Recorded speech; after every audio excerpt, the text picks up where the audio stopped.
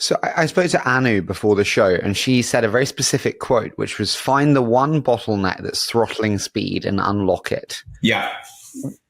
How would you advise other founders when it comes to this statement? Yeah. So I think it's like very simple. I think it all starts by asking, hey, what's limiting your rate of growth right now? And people say, oh, there's many things. There's not. Like by definition, there's one thing. Like in any system, like limits the rate of progress for the whole system. It's called a bottleneck. And by the way, like people should read Toyota Production Systems. It's like the best book on all of this, like lean manufacturing. I love these things. And once you find that bottleneck, the highest leverage thing you can do is increase the throughput of the bottleneck. More than anything else in the system you could change. If you could change only one thing, is changing the rate of progress in the bottleneck.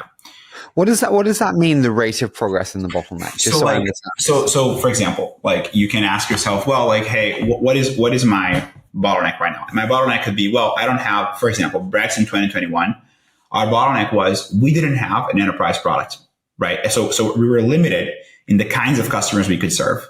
Because the reality is, as customers matured and got to a certain scale, Brex, the product that we had back then, didn't scale for them anymore. So when you look into the numbers and you look into where the growth of the business would come from, and you look at like how we retain customers throughout their whole lifetime, that was like a really big pain point. As time passed, you're like, what is that one thing that can change the trajectory of the business?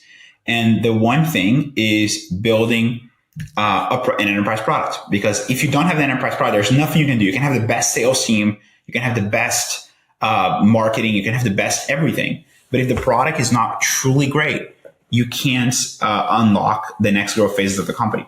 So what I did back then is I just said, hey, I'm going to spend 70% of my time building that product.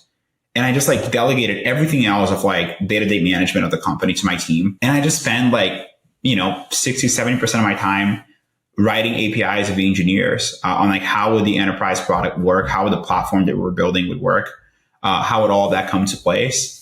And it took us, a year to get something that worked. And that's how, ultimately we closed customers like DoorDash, like Coinbase, like Robinhood, like all these large enterprise customers that would not have traditionally come to Brex. But because we were so obsessed over like making the bottleneck faster and making the bottleneck like just not be a bottleneck anymore.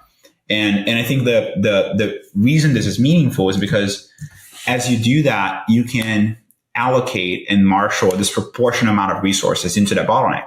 So I can say, well, like, I know that the highest leverage use of my time as the founder and the CEO is to spend time making that one thing go faster. And I think there's this thing where a lot of anxiety building a company comes from like what truly matters. Like what is the one thing that if I spend time on and not hedging, not like spreading across like 4 or 5 different priorities, what is the one thing that really, really will move the needle? And I think when you identify this thing and you just put a lot of time there, there's this almost Zen state, very liberating, where you can just focus entirely on one thing.